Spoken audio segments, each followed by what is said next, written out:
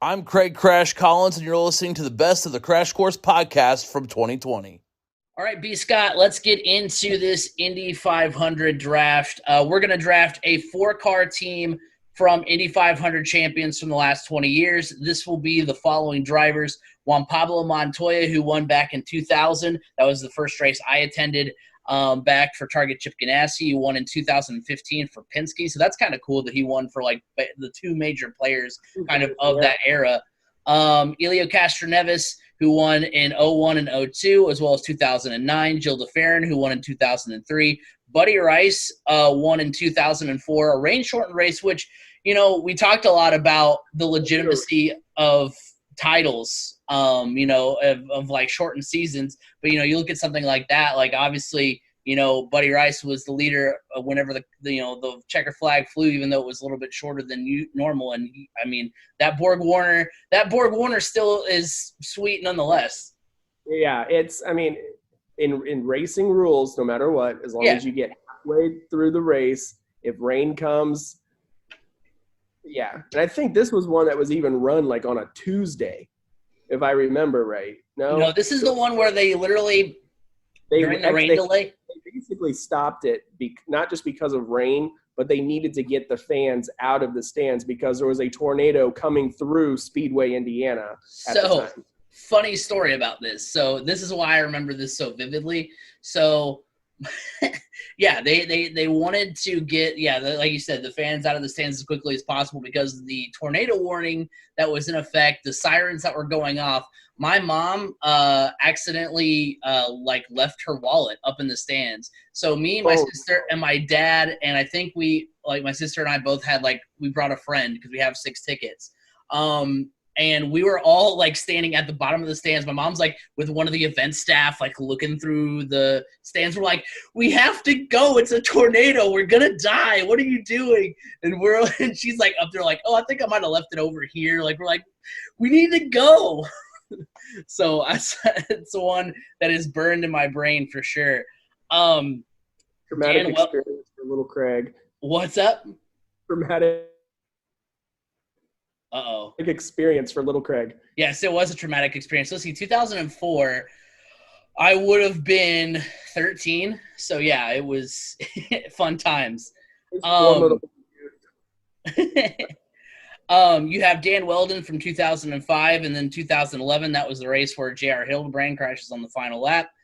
Sam Hornish, who wins in 2006. Dario Franchitti, who won in 2007, 2010, and 2012. I forgot he was a 3-time champion. I think we've talked about it before on the podcast when we gone back through the champions. But you do remember 2 of his because of running for Ganassi, but you don't realize that in 07 he won for it was Anthony Green at the time. Right. That good old Canadian club car. Scott Dixon. With his wife dancing in the rain. That was another rain-shortened race, by the way. Correct. That was the one where Marco flipped on the backstretch, right? I believe so, yeah. Yeah. And then you had Scott Dixon in 2008, Tony Kanaan, my guy, 2013, Ryan Hunter-Reay, 2014, Alexander Rossi won the 100th back in 2016, Takuma Sato in 2017, Will Power in 2018, and Simon Pagenaud won last year's race. So, B. Scott, I'll let you go first. I'll tell you, when I look at this list, the one thing that stands out to me as most surprising is Scott Dixon only having 1. Right. That's kind of the thing too, because when you're making this draft, you're not. You're just taking these drivers in their prime. It doesn't matter if you could have a guy on here like Dario who's won 3. You may take Scott Dixon over him because he's been so consistent. He just only has the 1 win. But he hasn't been very consistent as of late. He usually if you think about it, you see him being dominant because he's so good in practice, and then at qualifying is where he really does well. Kind of similar to an Ed Carpenter. Ed Carpenter does very well in practice, very well in qualifying. Come race day, he's there. But really, if you think about Scott Dixon, he's never really truly up there. Even recently, he's just been kind of meh. Yeah. So I guess that's when you really sit back and you think about it, it's not that surprising. But when you think of Scott Dixon and how dominant he's been throughout his entire career to only have one Indy 500 victory. But this is something we've talked about in the past with Scott Dixon. He doesn't look at it as all or nothing for one race. Scott Dixon's looking at a big picture of the entire season for championships. I mean, he's got a ton of championships. So that's a big reason for Scott Dixon there. But when I'm putting my team together, I'm kind of going differently here. So for sure, I'm going Elio Castroneves just because he is a 3-time winner and that he is just been on the doorstep knocking for number 4. I mean, how many times has he finished runner-up in the past several years? Right. So he's just a guy that you can always count on to be up there running in the top handful of cars contending for a victory. So you definitely have to have him in there. My second car I'm doing this. I'm just going in order of the list from years and everything here. So this is in no particular order. Like with my first pick, my next one, I would take Dan Weldon. If there was anybody that knew his way around that track, like the back of his hand, it was Dan Weldon. And mostly also because he was just such a nice guy and everybody loved him. You have to have Dan Weldon on your team. If you have a team of just a starting 2 of Elio Castroneves and Dan Weldon, you're doing pretty well there. The third car I'm taking Alexander Rossi. Very similar to like a Dan Weldon and Elio Castroneves. Alexander Rossi is going to have more victories, definitely. I mean, ever since he won the 100th, he's consistently up in the top 3, it seems like, running order, and just battling for a victory. And when you go into the month of May now, you look at Alexander Rossi and go, yeah, he's going to be a guy that's going to be there at the end contending for the win. So those are 3 I'm definitely taking. Man, the fourth one's a little tough. I mean, Juan Pablo is either he's either up there running at the front or he's struggling. I think I'm going to go Dario Franchitti, mostly because Dario, very much like Scott Dixon, always ran very well at Indy. Practice, qualifying, but then he also translated that over to race day as well. He was a very dominant car. And also he won the Indy 500 the year that I was able to cover the Indy 500 for an internship. So a little sentimentality there as well. So those are the 4 cars I'm going with. I'm going with Elio Castroneves, Dan Weldon, Dario Franchitti, and Alexander Rossi. I think that lineup would win you the Indy 500 9 times out of 10. Yeah, I think so. I'm right there with you. I think Elio is a no-brainer. If you're going number 1 overall pick, Elio's a guy that, has, is just, he knows Indy. He's successful. My first 2 would be, exactly the same as yours, B. Scott. You've got Elio, who is just, dominant, at that track. He's got 3, but he was very close to having 4, possibly 5, maybe even more than that. He's just been very successful at the Indianapolis Motor Speedway. Then you have Dan Weldon, who his second one's kind of flukish, but he still is a guy who consistently runs really well at the Indianapolis 500. Don't call that one flukish. I mean, yeah, he was most likely not going to win until J.R. Hildebrand hit the wall, but that was Dan Weldon's swan song, so that's not flukish. We're never gonna call that one flukish because it happened the way it was supposed to happen. History unfolded the way history was supposed to unfold. Well, I'm not taking it away from him. I'm just saying that, I mean, J.R. Hildebrand literally went through that corner great the first 199 times. And, I mean, does Will Power win in 2018 if, somebody doesn't run out of gas? I mean, it's sometimes it's just like that. I mean, is Dario going to win, in 2007 if their race isn't shortened by rain? Like, I'm not taking it away from Dario, not taking it away from Dan. I'm just saying that's one of the more peculiar. Like, you see guys lose races on fuel mileage all the time. You see guys win races because it's rain shortened all the time. You very rarely see a driver crash on his own. on the final lap, final corner of the race. Like it's not like he got caught up in somebody else's wreck or he cut a tire and something like he literally was trying to get around lap traffic, and he had a pretty big lead too because he kind of coasted, was still in the lead for a little bit down the front stretch before Dan Weldon passed him. So instead of backing off and losing the momentum, which who's to say if that would have really impacted it, if he would have let off the throttle, would that have done anything? Would it not have? I don't remember it super vividly, but like, yeah, obviously knowing, the rest of the year unfolding the way that it did, obviously, glad to see Dan Weldon get one more.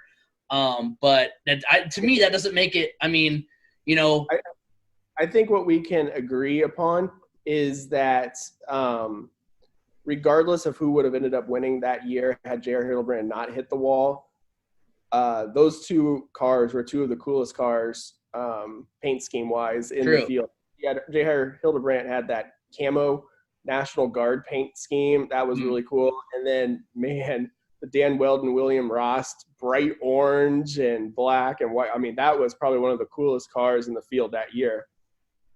Yeah, and you can tell, obviously everybody's, who wins Indy's excited, but you can tell how much it meant to Dan when you, hear the radio of, him making that, yeah. He loved Indy. Yeah, exactly. So, yeah, easy pick for number 2. I am going to put Dixon in my lineup just because, again, the races he has, or the race he did win at Indy, he was super dominant, and he's usually, he's there, he's consistent. He's not, always super at the front of the field all the time, but he is consistent. And then I think for me, the last pick, I'm going to go Will Power. It's another driver that now that he's figured out how to run ovals, now that he's gotten better, I think that he's a good addition to add. He's kind of hitting his stride oval-wise. And, Alexander Rossi? I want to change it up a little bit. I can't go the exact same guys as you. I know. That's boring. That's interesting. To take two guys that, haven't always been up there at the front. Right, but I respect it. He's been better lately, though. He's better, he's better as of late. He's won more recently, only by 2 years, but still. But yeah, I think I'm mixing it up a little bit. I think in terms of if you're going with a one-time winner, it's tough because you go based on. I know I picked 2 one-time winners, but it's a little tougher because they've only won one, but they've also had some races that have been great. They've had some races that have been not so great. Alexander Rossi has been really good, but also we didn't know who the heck he was 4 years ago, and I'm not saying that's a knock on him. It's just we didn't know who he was. Obviously he was a rookie, so that's kind of hard. Right. No, I'm not knocking him. I'm just saying that Will Power, I have a bigger sample size, right. And instead of Rossi, who he's had some great runs, he's had some okay runs. He's won before. I don't know if that really matters. So I'm just kidding. But yeah, he's always been up there near the front ever since he won as a rookie. Right. So, but yeah, we got to mix it up. But I think, like I said, all those guys, are good picks. Obviously Weldon and Elio are the two no-brainers, and then like the pick of Rossi, like the pick of Dario, but mix it up a little bit, put Dixon in there. So let's go ahead and get right into it here. Let's talk about the Indianapolis Colts and the amazing draft that they were able to have. Started off in round 2, of course, did not have a first-round pick. They got things going, pick 34 with wide receiver Michael Pittman out of USC. A fantastic pick there. They followed that up with B. Scott. This next pick, I thought of you instantly as soon as the pick was made, just because all the times that you brought him up on our college football shows and the fact that, you had him as your Heisman favorite a few times. So I was like, that one was for B. Scott right there. Round 2, pick 41, running back Jonathan Taylor out of Wisconsin. Round 3, pick 85, the Colts got safety Julian Blackmon out of Utah. Now that's a Utah team that last year was 13th in the country in pass defense, which is really cool. This is also a Julian Blackmon that he would have gone higher in this draft had he not torn his ACL in the Pac-12 championship game. So because of that injury, he did fall back a little bit, but he is a very productive player that can play both the safety position and the nickel package as a corner as well. So very versatile player that the Colts got there. Round 4, this was the big round. This is where the Colts drafted their quarterback, ideally the quarterback of the future. Pick 122 of the 4th round, quarterback Jacob Eason. Obviously, B. Scott, you and I are going to have a lot of fun things to talk about that when we get down to hot and cold. Then the best pick, see, you got your pick, B. Scott, with Jonathan Taylor. We both got our pick here in the 5th round. Pick 149, guard Danny Pinter out of Ball State.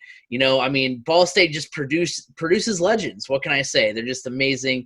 He ends up going. And you would have known if you watched our show last week, you would have seen that I considered taking him in the 7th round.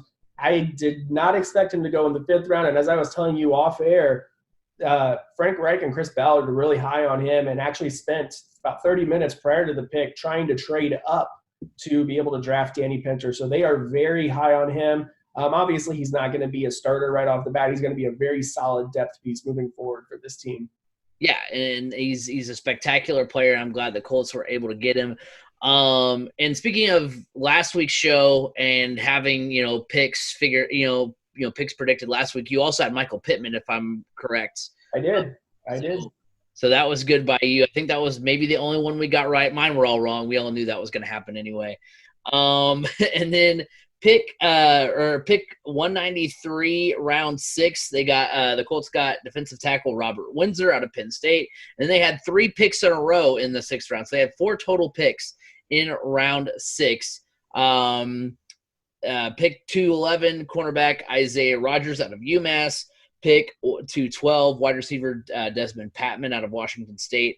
And round 6, pick 213, linebacker Jordan Glasgow out of Michigan. So altogether, a fantastic draft.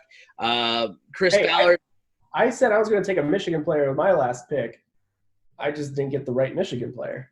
Right. So you were close. So you give yourself a half point for Danny Pinter. You give yourself a full point, obviously, for Michael Pittman. So I think you get 2 points because you get a half point for Michigan, you get a half point for Danny Pinter, and a full point for Michael Pittman. Like I said, I'm at 0 points, so I'm fine with that. You beat me 2-0.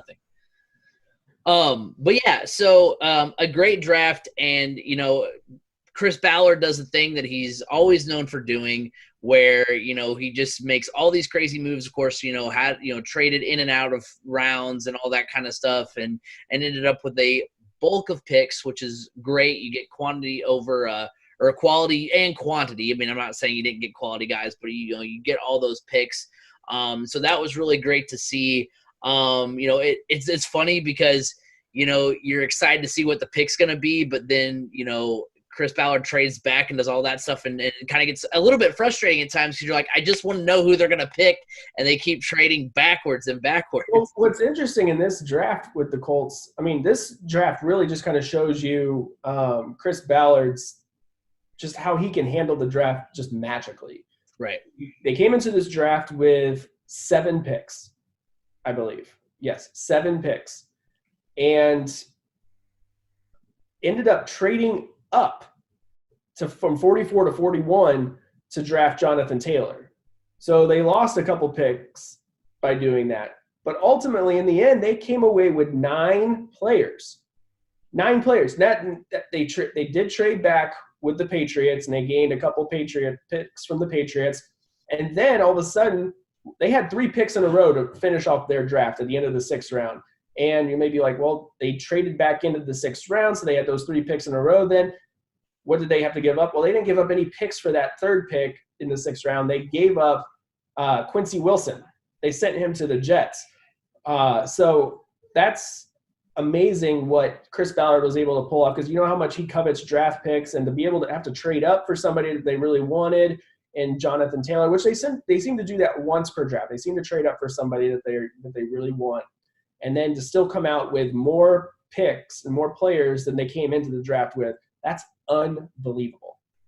Yeah, just I saw a lot on Twitter, comments of like Ballard does it again and all that kind of stuff. He just knows how to work his way through the draft, and it's a great thing to watch. So overall reaction from this draft, I said it a few times, and I think I tweeted it even as well, the fact that I feel about this draft kind of the same way that I felt about the Colts offseason, prior to the draft, where, the only thing that really bumps me is the decision they made at quarterback. I don't like, now everything that I say, for at least on the Colts and from here until we get done talking about the Colts, is 100%. I mean, you saw the title of the podcast last week, In Ballard We Trust. And that's how I go about it, because Ballard has proven time and time again that he, is building a great team. He has a plan in mind, and he's going to stick to that plan rigorously. And so it's, anything that I say that, I may not have confidence in, it's all with that kind of back layer of, I have confidence in the plan. I'm just not sure about some of these decisions. I would have rather had this player or that player. So that's going to basically be my critique. But yeah, I mean, I like the decision on Michael Pittman. I like the decision of Jonathan Taylor. I mean, those are two guys that were considered, first-round talents, and the Colts ended up with both of them in the second round. Obviously, I love the Ball State Danny Pinter pick, and you feel good knowing that they're that Frank Reich and Chris Ballard are that confident in him to want to even trade up to a guy that was projected later in the draft anyway. I love a lot of the picks the Colts made. I just am not. I'm not sold, and we'll get to him here in a little bit. I'm just not sold on Jacob Eason. There's some. Chris Simmons, who sometimes joins us on the podcast from Indiana SRN, he was saying, well, hey, you know what? It's it's a fourth round draft pick. So if it doesn't work out, it was just a fourth round draft pick. And so me, being used to Peyton Manning, being used to Andrew Luck, obviously the Colts were not in position to get a quarterback like that, at least not this year. And so the thing that worries me about picks like Jacob Eason, like even a pick like Jordan Love would have been, or Justin Herbert would have been, I'm not a big fan of project quarterbacks in the draft. Jalen Hurts would have been a project as well. I mean, not as much. Not as much, but he still would have been a project. There was only two quarterbacks that were probably can't miss prospects in this draft. That's Joe Burrow and Tua Tagovailoa, and maybe only Joe Burrow. So this draft class was not super deep with the quarterbacks, but we'll get into more about Jacob Eason here shortly, and I'll share how my thoughts on him and everything. But yeah, overall, I think the draft was a solid one. Obviously, there's always those picks that you wonder, like, who is this guy? Why did you go with him? He just doesn't seem like he's a good fit. When there was other people that were still on the board that you felt like would have been a good fit. But hey, you know what? Who are we? We're just a bunch of guys on a Zoom podcast show that do this thing for free, and they're the ones that are getting paid the big bucks to analyze these players, to know the fit that they are into their system. And we're just the ones that sit back and complain about stuff we don't like about it. But mostly I am 100% on board. I would say I'm about 99% on board with this draft. And the pick that I'm the least confident about is the Isaiah Rodgers pick, I would have to say.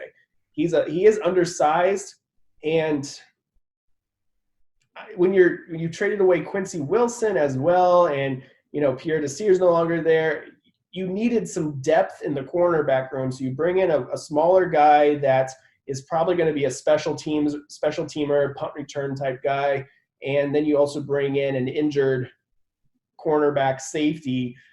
I'm not 100% understanding, or I can't really figure out what their thought process is when that was one of the areas that they really needed to attack. And there were some solid prospects still yet on the board. But hey, like I said, who am I? I don't know anything compared to those guys. This is just my 2 cents.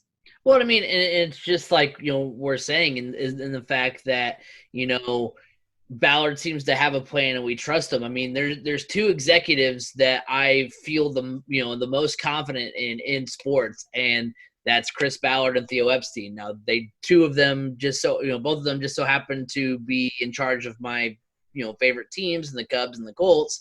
But, and not every not every move is going to be surefire. I mean, for the taking a step over to baseball for a second, I'm still scratching my head about the Theo Epstein decision to bring in Alex Avila and Justin Wilson, both of which were rarely used in the 2017 postseason, and the Cubs gave up good prospects and good assets for that. So not everything's going to be just an amazing pick, awesome, but there's a plan involved, and that's what kind of makes you confident in what they're doing. So yeah, that's kind of the thing that all of this goes by is like, yeah, we're going to, there's some things that, there's some picks when we get into hot and cold that we're going to say, hey, yeah, I'm not really sure. But at the end of the day, it's all part of a plan. And that's why we do trust Ballard as much as we do.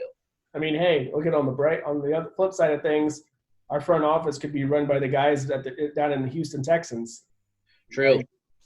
We could be trading away DeAndre Hopkins for a bag of Cheetos and some footballs, which is just insane to me. Dude, a quick aside, I cannot wait to watch the Arizona Cardinals offense this season. I think it's going to be a really fun to watch. It's going to be so fun to watch.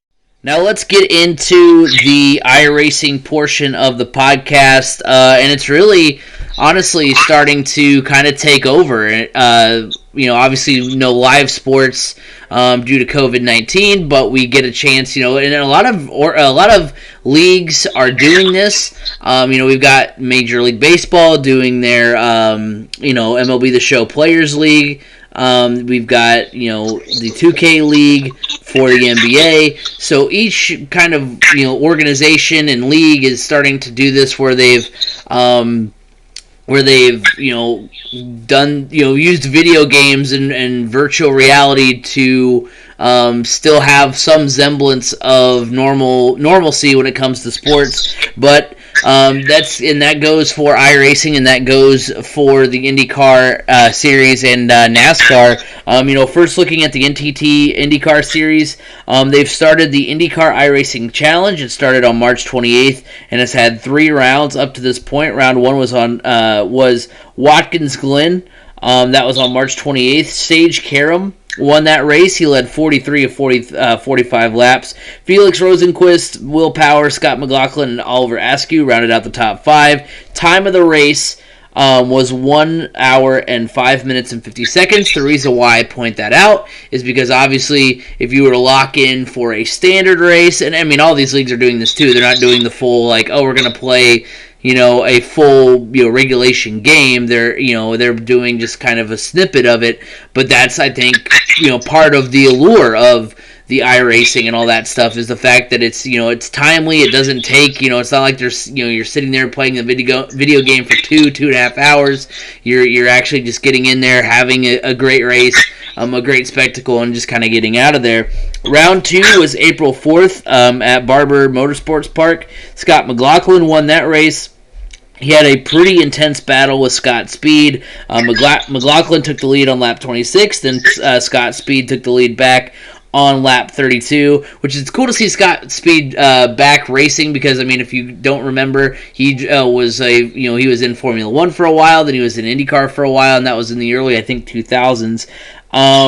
Then McLaughlin took the lead for the final time on lap 40. Will Power, Scott Speed, Alex Palou, and Simon Pagenaud rounded out the top 5. An interesting note is that Jimmy Johnson competed in this race and finished 12th. The race took less than an hour to complete. Round 3 was on April 11th this past weekend. That was at Michigan. Simon Pagenaud won. There was 18 lead changes amongst 9 drivers. Simon Pagenaud only led 5 laps, but he took the lead for the final time with 3 to go. Sage Karam led the most laps with 49. Scott McLaughlin, Dale Earnhardt Jr., who competed, he finished 3rd. Will Power 4th. Graham Rahal 5th. That rounds out the top 5. The race took less than an hour to complete. So some really fun stuff with IndyCar, including drivers that we haven't seen in a while, drivers who haven't raced IndyCar for a while. And then from the NASCAR side of things, you've had the NASCAR Pro Invitational that got underway on March 22nd. At Homestead, Denny Hamlin won. There were 11 lead changes among six drivers. Dale Earnhardt Jr., Timmy Hill, Chase Briscoe, and Garrett Smithley rounded out the top 5.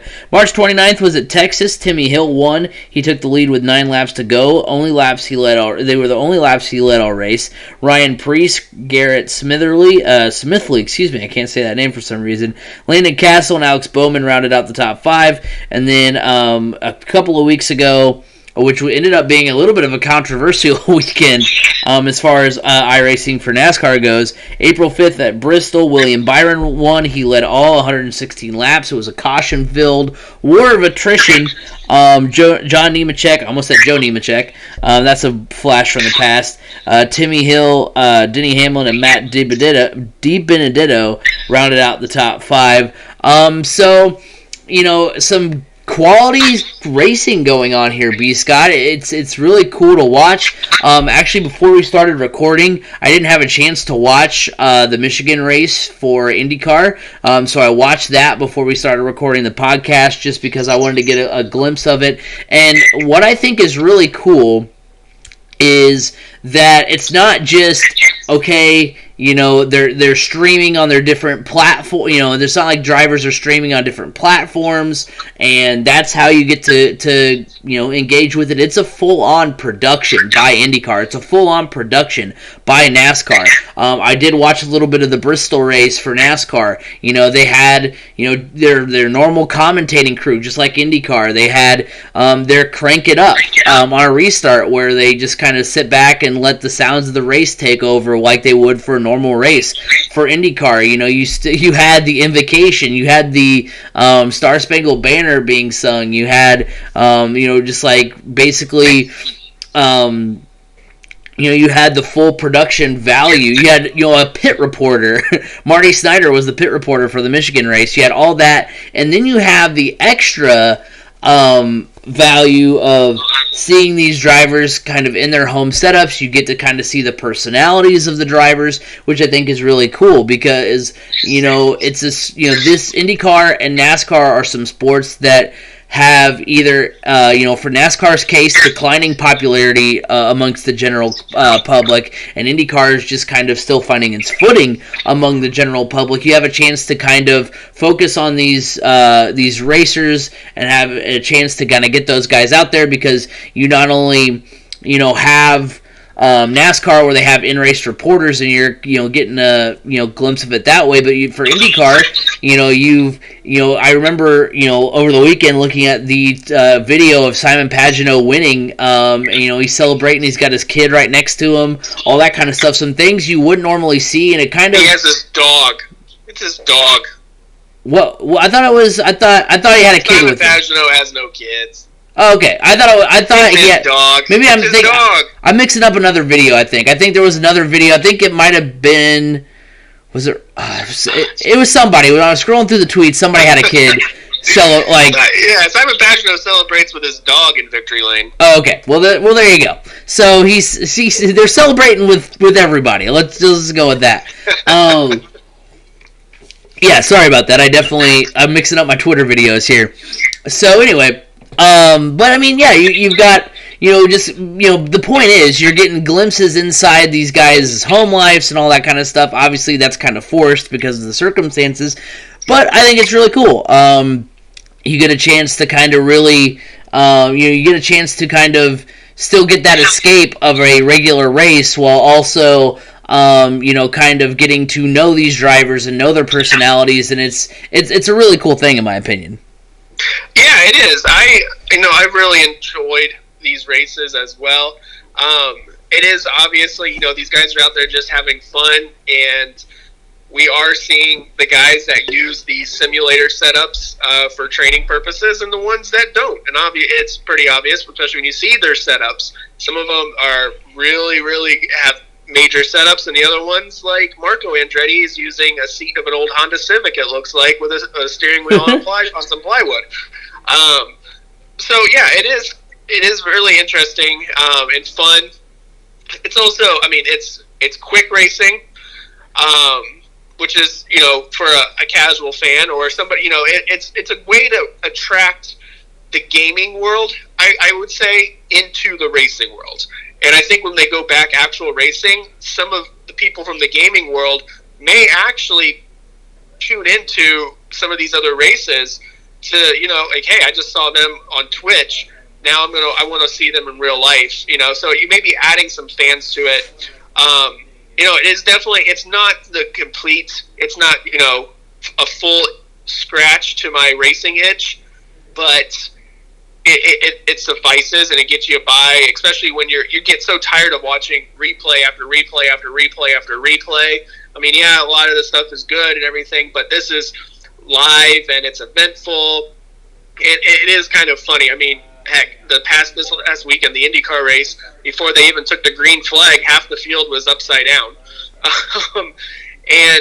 So it's interesting. You're getting to see some guys like Jimmy Johnson and Dale Earnhardt Jr. in the IndyCar areas. But at the same time, you're also seeing some really stupid things being done by drivers that are getting them into trouble. Now, one quick fun fact. The NASCAR series, it's always been a series. It's been out there. All those races have been produced by a Ball State Sports Link alum. Oh yeah, I can't remember who was Drew it? Drew Adamson. Okay. He was in Sports Link the same time that I was. Nice. Actually, we started at the same time in Sports Link. So yeah, that was kind of cool to see that a Sports Link alum is getting his time to shine with this coronavirus stuff going on by producing all the live iRacing events for NASCAR. Yeah, that is really cool. So yeah, you're getting that. We're everywhere. We are everywhere. Ball State Sports Linkers are everywhere. They are everywhere. But yeah, I think it's really cool. And that's the thing is that like during the quarantine, during all the COVID shutdown and all this stuff, you're seeing the video game world, with 2K, with MLB The Show, with iRacing really take control, and that's a good thing. I mean, because that's yes, you and I are two older gamers, but obviously the gaming community is kind of that gateway to the younger audience to try to get some lifelong fans and stuff like that, and get people to be tuning in and watching the sport. I mean, I know that for instance, Major League Baseball has had a really big a struggle with actually marketing their players. Now they get an opportunity with the MLB The Show League and iRacing. I mean, the thing that's that I thought of when I was watching the Bristol race, and then while I was watching the Michigan race for IndyCar, I was like, I mean, for IndyCar I watch no matter what, but I was like, man, am I really like excited to watch NASCAR for like the first time in a long time? I mean, I've been okay with watching it in the past, but I haven't been like, oh man, I'm like actually excited because I mean the iRacing thing is really cool. I think it's a way to just kind of attract, like you said, with live sports, it's you're able to attract people with that live stuff and get people into it that you may have not been able to reach before. Right, and I can see this becoming a future because there are some guys in there that are gamers that are racing. They're not NASCAR drivers. They're not IndyCar drivers. They're actual gamers. Right. So that's really interesting to see as well. So I can honestly see it, with this being something that takes off on actual television moving forward. Obviously you're not going to have the Jimmy Johnsons and the Dale Earnhardt Jr.'s and all the main guys in it, but it may be something where once or twice a year they have some sort of charity invitational that is through iRacing, and it brings them all together, and I think that could be an event that you end up possibly seeing in the future. See, I'm going as far as you think about the question, does iRacing have a future beyond COVID-19, beyond a quarantine? I'm actually going a little bit further with it. I think it would be cool. I don't know how it would work. I don't, obviously, the weekend schedules of these drivers are obviously pretty hectic and stuff for a race weekend, but would there be a way to have like some sort of setup, some sort of truck or something like that. Where, because like what I was thinking about today was like, you look at like gaming conventions like TwitchCon, like E3 and stuff like that. They've got obviously video game setups. Is there a way on the race weekend where you could set it up like to where the public can watch, but you also broadcast it maybe on IndyCar.com of a short iRace, that takes an hour, where it's you're going to it's the month of May, it's Indy 500, so you see these guys, maybe the Friday before the Indy 500, which I know is Carb Day, or unless, I was, for some reason, for a quick second, I thought it might be Thursday, but it is Friday. So anyway, not important.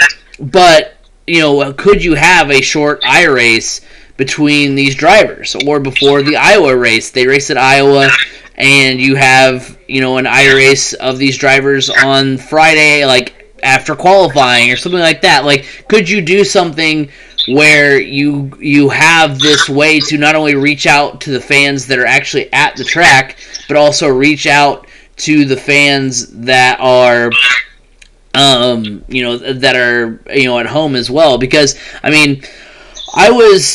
and basically the inspiration for that was, for that idea comes kind of from the Pat McAfee show, because they were talking, they've talked about it on their show, like it's even kind of gaining that kind of traction, and they, were like, they don't really have that much of an interest in racing, but they were like, could that possibly replace, these sports, which it won't, because obviously, you've got too much invested in real life racing. But I think that's a way to kind of have it both ways, where you can have this, iRacing thing be beyond, beyond the quarantine, and kind of, have it be a part of the race weekend. I think that would be a great way to kind of, have both things exist in the same sphere. Yeah, I totally agree. I would love to see how they can market this moving forward. Whether it be, you have some of the younger drivers. Obviously, I don't think you're going to get the Will Powers or the Marco Andretti's or the Alexander Rossi's all the time. But, bring in some of these younger drivers. Like, one of the guys that won is Scott McLaughlin. He's a futures driver for Penske. And, let's work with some of these guys, and then, have a combination of, have a series of races building up to it with some fans that are, that do iRacing or that are gamers, and have maybe a celebrity or something, and something like that. I don't know if it can be something that can be done each and every race weekend, but something, if you do it around the bigger races like Long Beach or Detroit or I don't know, Mid-Ohio or in Indy, Texas, those certain ones. There's certain tracks that generate more hype than others on the IndyCar schedule. And even with NASCAR, there's certain tracks, there's tracks that generate more hype than others as well in there. So if you did it for like the bigger races, I think that'd be something that would be interesting, especially like Daytona. You have like the Speed Week and then everything. Add that to the Speed Week rotation, and I think you might have something. But I don't think it's something that they could do every race weekend. I think people would lose interest in it after a while, but make it something that is, novel, right. That's something that's held off for special occasions or special events, special races. I think then you could see it take off. And heck, I would love to see, let's keep building off of the momentum of it, and then I think capitalize on like what you're seeing with the NBA. They started an E-League, and they have a draft and everything for gamers. Why not go that route too? Why not get these big racing teams involved in something like that? I mean, obviously it's, and it doesn't cost much. Let's be honest. It does not cost much at all for these guys. Like the Pacers run an NBA E-League team, and it doesn't cost that much. So let's see like the Penske's and the Ganassis and the Hendrick Motorsports. Let's see them all get involved in something like this and start an iRacing league and that uses gamers. I think that could be something that we could see in the near future. Yeah, I think that's definitely a possibility. Now, it hasn't all been sunshine and rainbows on the NASCAR side of things, because over the weekend, Kyle Larson actually got suspended indefinitely by NASCAR and had his sponsors have backed out, McDonald's and Credit One, rightfully so. He for using a racial slur on stream. But the one I kind of wanted to kind of talk about and discuss a little bit with you, B. Scott, is the situation that had happened with Bubba Wallace at Bristol a couple of weeks ago. Clint Boyer, one of the in-race reporters for the NASCAR broadcast, he and Bubba got into it a little bit, and Bubba Wallace basically rage quit and was like, "I'm done with this. I'm not," basically, hey, you know what? As someone who games, I definitely understand the whole rage quit, thing that can possibly happen to you. So I definitely, understand just saying, you know what, I'm going to take a step back. I need to get out of here. I need to not, and which obviously you're able to do when there's no points or cash on the line. And his sponsor, because he rage quit, decided to back out on him, which I think is very odd because it's a virtual race. And also, it's not anything different from if he would have had too much damage to continue. So it's not like they lost out on, sponsorship time that he would be on the track. Like, it literally would be as if he got wrecked, couldn't race anymore, and had to pull into the garage. So that instance and that circumstance is very confusing to me. Yeah, that one kind of seemed like they were looking for an excuse to drop him. And they use that. That's a cop-out, in my opinion, because no different. Like, is that really that bad? He was playing a video game and he rage quit. I mean, that happens all the time in video games, folks, all the time. But yeah, you're right. If it was an actual race and he got wrecked that many times, he may have too much damage to continue, so he'd have to pull off the track. Well, guess what? That it just so happens in iRacing, you can manage your damage. It's not like your car just stops running all of a sudden. Or like, what if, like, in the real racing, if something like that were to have happened, and he would have been wrecked by Clint Boyer a couple of times, and he would have gone and confronted Clint Boyer on pit road. You don't, and that happens all the time in NASCAR, and you don't see sponsors dropping drivers for that. I think this was a little stupid. I think they were looking for an excuse to drop him. Maybe they were having financial issues. I don't know. And they just saw this as an opportunity, and they took it. It's bad PR on them, I think. I mean, it's one thing for Kyle Larson's sponsors to drop him and distance themselves from him because of what he did. Okay, that makes 100% sense. But the Bubba Wallace thing, that's silly. That's stupid. Come on. That's actually being. When I'm looking at it, I'm thinking, man, I don't really want them as a sponsor because that's childish. Yeah. On their end. I mean, should he have rage quit? No, but you know what? It's a video game, and it's all entertainment purposes. And guess what? That was entertaining. It was entertaining. So, and it got people talking about Bubba Wallace, but then you went and dropped him. I don't know. It's ridiculous. Yeah, definitely silly. But overall, yeah, the iRacing craze is exciting, and I'm interested to see where that goes. Let's go ahead and go through the additions and subtractions the Colts have seen during this offseason. First and foremost, obviously the big addition, one of the big additions, was quarterback Phillip Rivers, who they signed to a 1-year contract. They then traded the number 13th overall pick, their first-round pick, to the 49ers for DeForest Buckner. They also re-signed Anthony Costanzo. They signed Xavier Rhodes. They signed Sheldon Day. They re-signed LaRaven Clark. And then they signed TJ Carey, cornerback. So they got defensive tackle Sheldon Day, cornerback, Xavier Rhodes. So they added a lot of players at really, good needs and some good players too. I'm really excited to see what some of these players can do for the Colts. It's something where, even though we may not be excited for the Phillip Rivers signing, we can at least be excited for what this team looks like going into the 2020 season. As far as subtractions go, they got rid of defensive tackle Mangus Hunt, Pierre Desir they released. The quarterback Brian Hoyer is no longer with the team. They also did not re-sign Devin Funchess, wide receiver. They aren't bringing back Eric Ebron or offensive lineman Joe Haig or Josh Andrews. So they let some guys go there. Nobody really on that list that you're super.